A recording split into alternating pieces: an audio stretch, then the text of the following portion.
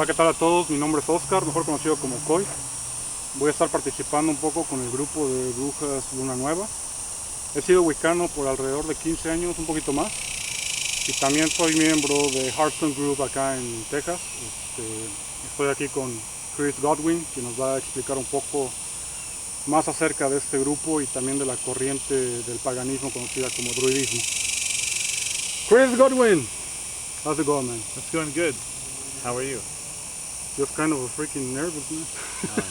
Well, the camera is a spirit. Yeah, I know. So, Chris, tell us about a little bit of yourself, who you are, what's your, like a spiritual path. So I got started in Wicca, I guess, like a lot of other people, but I had some familial practices and beliefs that were residual of stuff that you might find in paganism. Mm-hmm. And so the seeds were always there growing, and whenever my mom or our family would talk about ghosts, I was always really excited about it, interested. Yeah. So, but through my journey, I went through a phase of Wicca. I found Druidism, or I don't like that word because it's like calling it's like calling Catholicism Padrismos, mm-hmm. Padre-ismos or some shit, Yeah. So we don't worship the Druids, so Druidism is not the name. Mm-hmm. But I got started in the Neo-Druid movement, and then I became a Celtic Reconstructionist. Okay. And what Celtic Reconstructionism is, it's not a religion, but it's a methodology for recreating an ancient religion.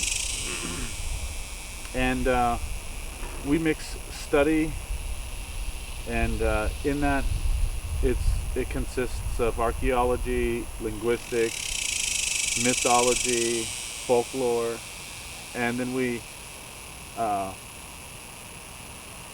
with that we can kind of come up with a shadow practice that we can do, and then we become inspired. We can look at other patterns that exist out in the world, not quite like eclecticism, because eclecticism just takes anything mm-hmm. into from wherever and puts it into one system. Mm-hmm. But like, let's say for instance, we have no idea what the Druids themselves practice. Mm-hmm. We have a few accounts, but those are also from enemies writing them down. Yeah. And then we have a few accounts in Ireland from Irish people, but by that time they're Christian, so they're enemies to the ideas they're writing down. Mm-hmm. So what we can look at is the Celts didn't come from just nowhere. They came from an older form of Celtic people. Mm-hmm. But if you go back far enough, you find out certain cultures converge. Like yes. Greeks and Romans at some point mm-hmm. were what they call Illyrians. Slavic, Celtic, and Norse people at one time were what they call the Andronovans. The corded ware culture.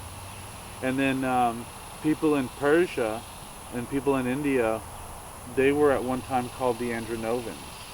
That's our name for them now, based on where the archaeology is found. Okay. They may have called themselves something different. But these three groups, the Illyrians, the Andronovans, and the corded wares cultures, they themselves go back to a root together also. And so, if we want to know what the Druids did, we can look at what the people who were the priests or did the priestly duties of the Vikings. And if we see something there that the Romans did, and that maybe the Vedic Indians did, pre-Hinduism, yeah.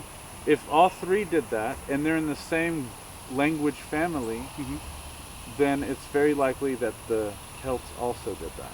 Okay.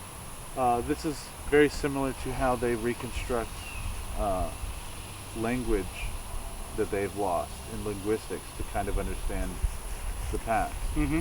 Is they go back to where these things used to join and be one, where they split off.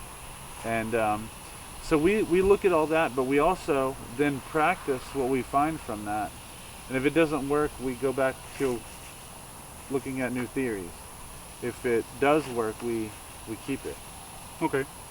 So what is the, like personally talking, what is your belief, like a spiritual thing? Like, for example, the weekends we have, like the God and Goddesses. Like a Christian, they have, like a God, they have Jesus. What is it for you? So my worldview consists of, the earth and the sky. And the sky and the earth often join as a cow and a bull in mythology. And the union of the earth and the sky happens through rain. Mm-hmm. And there's a sky god. Mm-hmm. And the sky god is partially related to Zeus and Jupiter. Mm-hmm. And Dagda. All these names actually have a linguistic connection if you look at the scholarship. Mm-hmm. They often have the name Father associated with them. And so generally there's this idea of a Father Sky, who is the day god. And there's a night goddess. There's a dawn goddess. There's a deity for the sun and the moon. Okay. So what you're looking at is there's a lot of mythology about how these deities behave like people, but in their original forms they're the celestials. They're the dwellers of heaven. And sure, there are deities of the earth and chthonic deities of dark and deep things. Mm-hmm. There are spirits of the land that people often see as little people, like dwarves, gnomes, things such as that. There are female spirits who drown in a body of water and then haunt that body of water. Mm-hmm. And they like to take victims. A lot of the rituals all across Europe for midsummer surrounds throwing a human victim into the water to drown them as a human sacrifice. Mm-hmm. And when people kind of grew up out of these practices, they would use like a big giant effigy, like a doll. Okay. And they would still drown it, but it wouldn't be a person anymore. And what they're doing is they are appeasing the water spirit. Okay. And so it's not that interesting that the Catholic Church put the feast of John the Baptist, St. John, on that day, because that day is about water submersing from all over Europe, which is, everybody knows Jesus was not born in December, but if you put St. John's birthday at midsummer, then you have to put Jesus 6 months later at midwinter. Mm-hmm. But there's also the ancestors who dwell below. They're usually seen to be in a paradise, kind of like a recuperation place, so much that they're not in pain, but they're also not done with their journey. Okay. They can come back. They can go into other parts of the spirit world if they're able, just like you can go to China if you're able. Yeah. Okay. Mm-hmm. But I think that there is, behind all this worldview, I think there's a spiritual work that we have to do, of attaining wisdom. I think we are divine and immortal beings ourselves, like very low, very, very low gods, like baby gods. Yeah. And we just can't get into the heavenly realms or the realms of paradise where the gods dwell, because frankly, we don't have the wisdom to dwell there and to wield that knowledge and power without being a fucking asshole. Yep. Or without being, you could be the best intentioned person, Yeah. and fame or power still tricks you and changes you. Yeah. And so we come back living these lives so that we can, our memory is a place of writing, like paper and pen. Mm-hmm. But I feel like when you write on paper and pen so often, it becomes written into the death. And Yeah. so we live our lives writing wisdom down in our memory until it's carved into the desk. And then we go to the realm of the gods, the Isle of Apples in Greece, the Elysian Fields. So basically it's like we have to go through this process, right? Like getting more wisdom, or unless, maybe you can be, like a junior high school and all of a sudden you try to be the CEO of a company, You have to go through this process, right? You have to keep learning maybe this experience in this earth here, Yes. Okay. Everybody's seen the Star Trek episode where Q, you know Q? I have no idea on Star Trek. Oh, really? Yeah, I hear about Star Trek, but I'm not a huge fan of it. So in Star Trek, there are these infinite beings. They're like just exactly like gods. They can snap their fingers and make you into wearing a dress. They can turn you into banana. Like anything they can think of, they can do. And they've been around so long that they're all bored.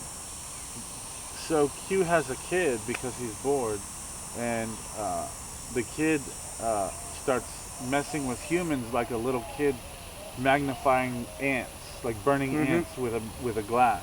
Yeah. So while we're not that kid anymore as adults, there are ways that we can't see where we are still like that. Yeah.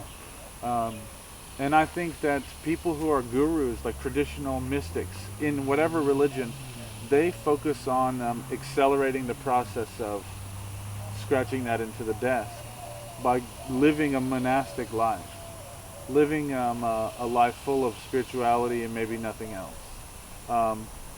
That even existed in paganism. People associate that with being strict and acting like super Christian, but even that exists in paganism. In Hinduism right now, sadhus and yogis, they do things like let their hair grow forever, and it gets uncomfortable and big, and they have to stack it. They will hold the arm up. There's this one guy who's held his arm up for like 7 years. For like forever, right? Yeah. And it's been up so long, he can't even put it down. Yeah. So I think that what they're trying to do is accelerate the process of gaining that wisdom that they need to go to the realm of the gods. So, like in Wicca, you have the Summerlands, and that's it. But I guess in Indo-European paganism, Celtic paganism and its surrounding sister cultures would be classified as Indo-European paganism. And in that, you have many different other worlds, not just one. So there's the realm of the dead, which is usually under the sea, under the ground, or at sea level. It's also sometimes accessed via the north. In the older we look in the mythology, it's more like a north shore on sea level. And to give you an example, Odysseus, when he went to go talk to the ghosts to get information from a dead ghost that would help him in his quest, he went to the north shore. He dug a pit 3 foot deep. He poured grains, wine, and he put meat in there. And then the ghosts started to appear, and he continued doing his rite. And at some point, he was able to do necromancy, and that's ask the dead for the information that he needed. And that was on a north shore. So the other world can be seen as, in addition to being underground, it can be seen as like maybe an island out in the west or something. Kind of like Lord of the Rings, the west continent. Yeah, of course. So I think that though the gods, the ones that we know about, the celebrities of the divine community, they're just the first to reach that place. You know, maybe they're the first ancestors from way back in human history, who then, when they died, they were the first into the other world, that were not, you know, that were sentient, like human, kind of like people, and so they lived their life over and over and over, and they broke free from the wheel of rebirth. And then now they're gods because they're experts at wisdom, honor, glory, battle, magic. They know so much, you know. And as you know, on shows like Star Trek, magic is just a matter of knowledge and the ability to do things. Whether it be with technology or in the spirit realm, things may work differently and not technological, but they still might have a way that they work that takes study. And the gods are just the wisest at that. Yeah. They're not all powerful. They're not all seeing. They're not everywhere. They have a location. They can hear you. You can call to them, and they can come to your aid. But it's not like in Christianity where God is always breathing down your back. Yep. It's everywhere in every corner. Now, you know who is breathing down your back? Your grandmother and grandfather. They're there. That's the spirit you should be worrying about watching you, not the God. Not the God. Yep.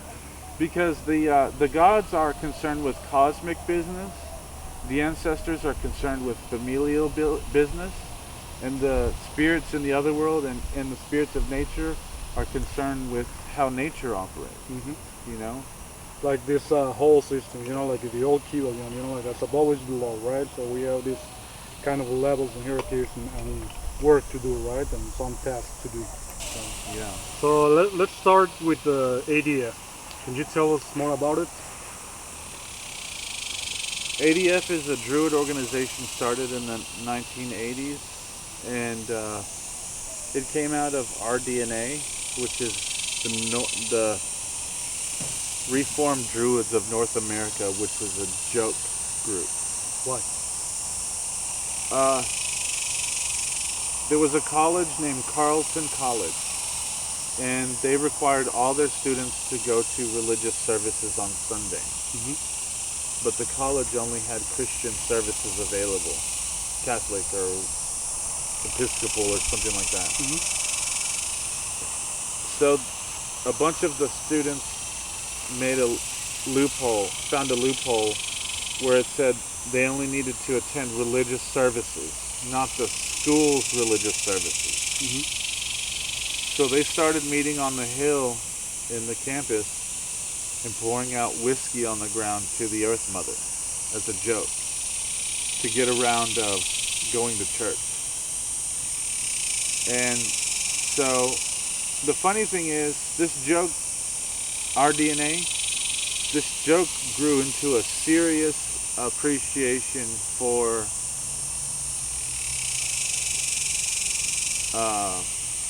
I'm trying to find the word, a serious appreciation for, I guess, irreverent playfulness.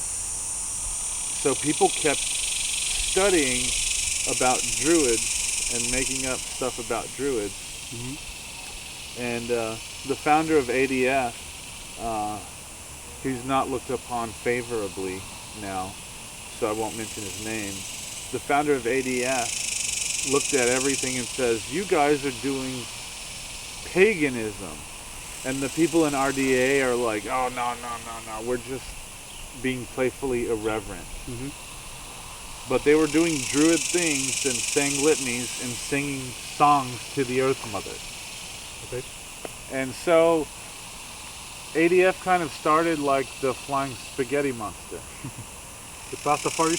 Yeah, and so the serious people in the RDNA created the new RDNA, and then later on, that wasn't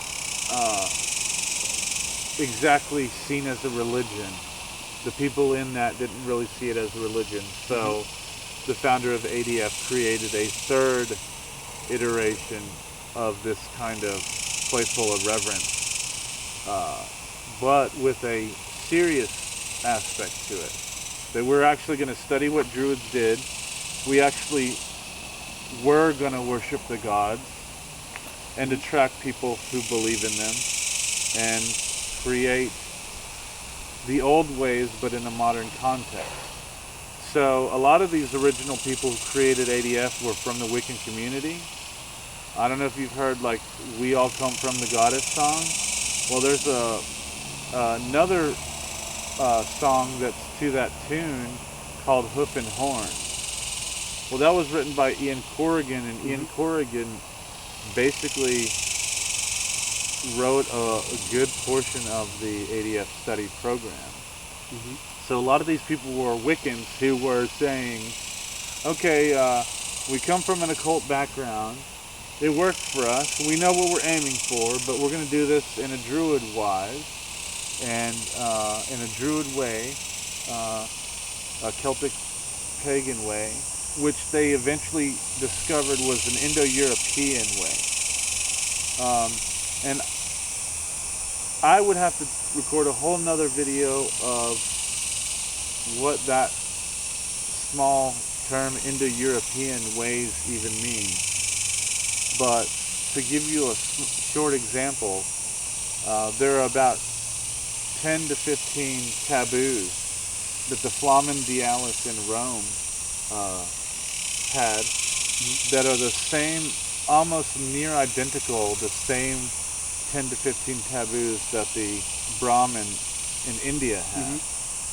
When we look at the names of God, we start to find patterns, okay?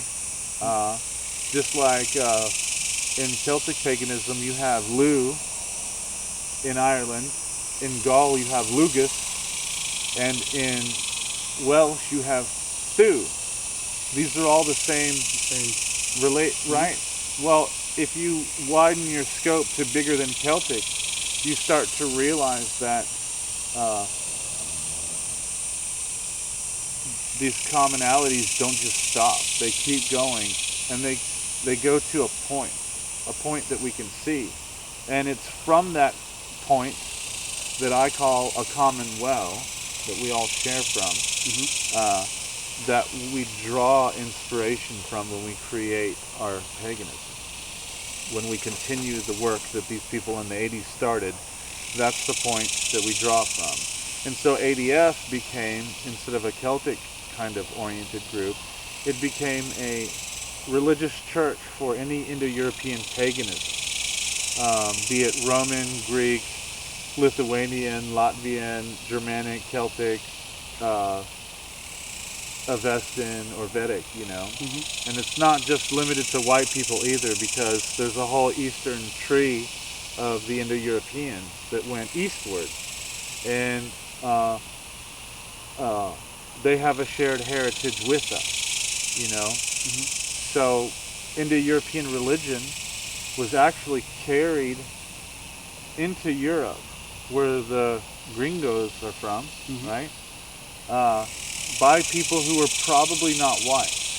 So Indo-European religion in itself was born outside of maybe the whole Viking, Nazi, Odinist, white supremacist view that's so prevalent out there now. That's actually far from the truth. The Aryans, you know the Aryans? They weren't white. Sorry bro, they weren't white. They were described by Herodotus as tawny when referring to the Scythians. And tawny is kind of like somebody who you would characterize that skin color as what you predominantly see in places like Lebanon or the Middle East.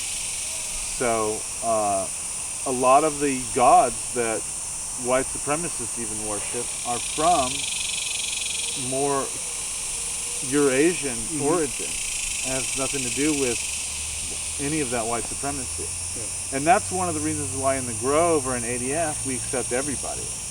Because these are not genetic things, these are ethno-linguistic things. If you start practicing the culture, if you start speaking like Celtic language, if you learn cultural folk songs and acculturate through ways that native people allow you to, then you can become, you know, part of this linguistic group. So it has nothing to do with bloodline or genetics or any of that. Celtic people are not genetically distinct from people in North Europe. So the only thing that makes them different is their language, their practices, their myth, and their folklore. Their knowledge base, their wisdom base, and, you know, their sensibility. So if you adapt to that, maybe move to some of these places and acculturate, and meet people who are native, who welcome you as part of that, then you become a Gael. That you know, there are Gaelic societies in Canada. There's a Gaeltacht in Canada. Okay. You can go learn Gaelic or Irish there, and they have either program. And if you were to move to one of these communities and integrate and have children within them, then you would effectively join the Gaelic community. Kind of like when you convert to Judaism, you snip the tip. Of course. But when you do that, the Hebrew ancestors adopt the person who's converting. And that's how I see it. When you start practicing a Celtic religion, even if you infuse it with the culture that you have, let's say you do, let's say you're Hispanic, you want to do more of a Galician paganism from the Iberia, then you can mix your Hispanic culture and your Celtic culture into one, and you create a new syncretism, and that's your culture. You create a name for it, you pass it down to your children or the children who are interested in that in your group. Hopefully our groups keep growing big enough to where we can do that. Right now, when groups die, they spring up and die. Yeah, of course. You know, so one day we'll be able to build our own pagan cultural traditions, and they'll be able to develop as their own life. But you know, my experience as a pagan, as a Wiccan, you know, like this is something that I've seen, but I saw a lot, especially over there in Mexico. I don't know if it's a thing here too, you know, but I hear a lot of, especially, you know, like the Wiccans, the people I met over there in Mexico, and they have this thing, you know, like I will introduce myself telling you where I came from, you know, like my great blah blah blah blah was a witch, you know, and some other groups actually, you know, like they have this system, like you have to be, you know, like in the bloodline to be a pagan or something like that, you know. For me, you know, like a person speaking, sometimes it's kind of funny, you know, because you have, you know, like I would say hundreds of family members, you know, and all of them, they were, I don't know, Christians, for example. But there was this guy, you know, like a long time ago who was, you know, like a different, and you just hold from that, you know, like, oh, he was a witch, you know, or she was a witch. So it's in my bloodline, so I'm a witch now, and I'm, let's say, more powerful than you know, or I have this right. What do you think about that? Well, so I mean, I guess, okay, so I don't want to just, but what you said touches on like so many different topics that I must really first state my theory of what magic is. So magic is a psychic ability. I don't think that when you put holy water on something, it really cleanses it. You put a microscope there, oh shit, that's dirty, bro. So, but what I think is, I think that when you do magic, let's say for you to get a job, or you put a curse on somebody's luck, you're trying to increase or decrease probabilities of success. And I think that is a psychic ability that everybody has. I would say that whoever said that you have to be associated with a specific bloodline, or a third degree witch is more powerful, I mean a third generation witch is more powerful than a first. I would say that That's only true in the sense that the third generation carpenter has all the tricks of 2 generations, plus his own. So they might be able to execute things better. If they were taught earlier on or younger, their psychic ability might have less repression covering it. Let's say if you don't love yourself, if you don't know your source of power, your magic's going to be weak, just straight up. And so you can be a third generation witch and just come out of an abusive relationship and your power is diminished and you're not going to do anything, while you could be a first degree witch who, you know, ate some peyote and cleaned away all that psychic debris and can do anything. So I don't really think that has anything to do with anything. My mom had abilities. You know what the folklore says? The folklore says if you're born with the sac, like the uterary sac still on your head, that you'll have psychic abilities. A lot of famous druids in the folklore were born with it's called a caul, C-A-U-L. When the caul is still on your head when you're born, that usually happens when you're a feet first baby, breech first. Like you don't come out head first. So those are seen as special people, maybe more in tune.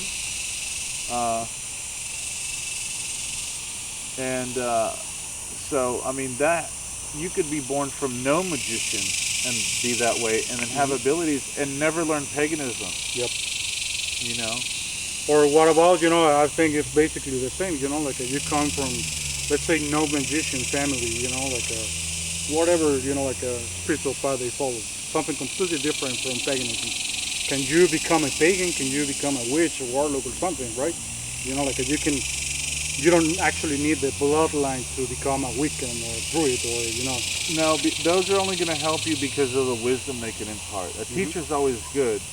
Especially one who's maybe a second degree, you know, or second generation, not degree. I keep saying that, but I mean generation, because let's say your mother was learning it. She did all this stuff weird.